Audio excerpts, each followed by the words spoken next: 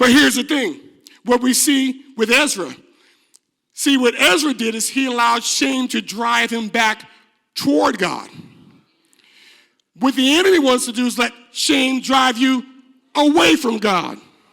Because I don't feel good enough, so I'm going to stay away from God. I don't feel worthy enough, so I'm not going to go to God in prayer. I don't feel righteous enough, so I'm not going to ask God. I've missed the mark, so I'm not deserving enough. God doesn't want you to allow shame to keep you from him. Let it drive you back to him. Shame is not supposed to be a long-term emotion that you carry for years. If it comes on, it's supposed to be a little warning light on your dashboard. Turn back to the Lord. It's not permanent. If you're carrying permanent guilt and shame, can I say this to you? It's not God's will. It's not God's will. So Ezra said, I felt the shame, but instead of running from God, I turned back to God. And so he goes back to God and he begins to call for a fast. See, he considers the fact that I'm responsible for over 5,000 people. And if they don't make it to their destination, their families, that's on me.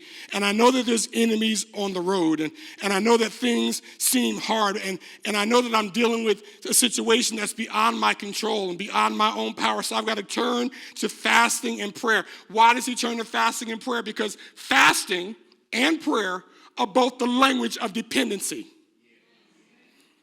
It is no longer me depending on what I can do for myself. It is me depending on only what God can do for me. What he's saying is I'm not going to rely on the fact that I have a lot of clout. I'm not relying on the fact that I have a lot of authority in Israel. I'm not relying on the fact that I have access to the king. I'm not relying on the fact that I have millions, literally millions of gold and silver. He says, but I'm relying on the fact that what I cannot do for myself, only God can do. And so what God will allow in your life is enemies on your journey to remind you that you can't trust in you. You can't trust in people. You can't trust in possessions. You can't trust in things. You can only put your trust in God alone. So when there's a gap in our lives between what we profess and what we practice, God allows these enemies to close the gap. Oh, you missed that.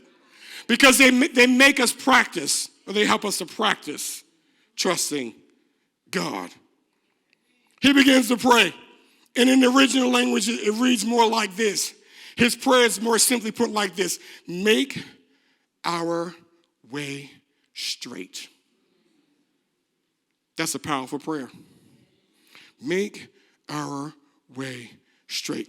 You may have heard it this way when it's referenced the same way in the Hebrew in the different places. Make a straight way.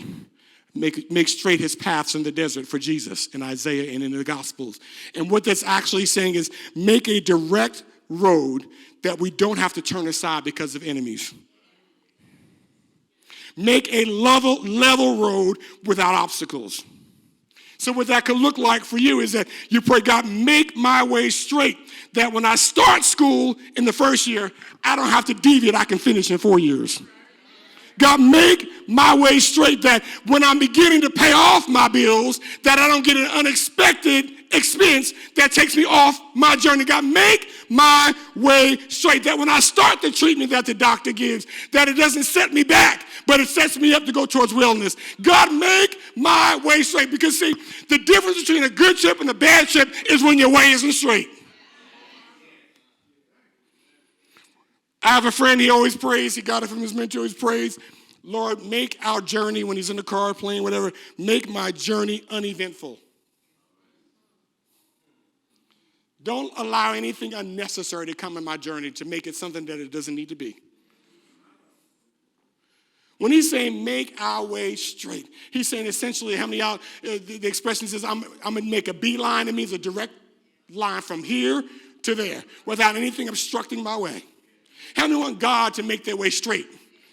That wherever you are on your journey right now, wherever you are emotionally, that God makes your way straight. Wherever you are financially, that God makes your way straight. That wherever you are in your relationship, that God makes your way straight. Wherever you are in your business and growing, that God makes your way straight. God will use enemies in your life to drive you to prayer so that he can answer your prayer, which is, God, make my way straight. So don't be dismayed with the enemies around you. you start thanking God for your enemies. Start thanking God for haters. Start thanking God for things that come in your way, because it drives you back to trusting God so God can make your way straight.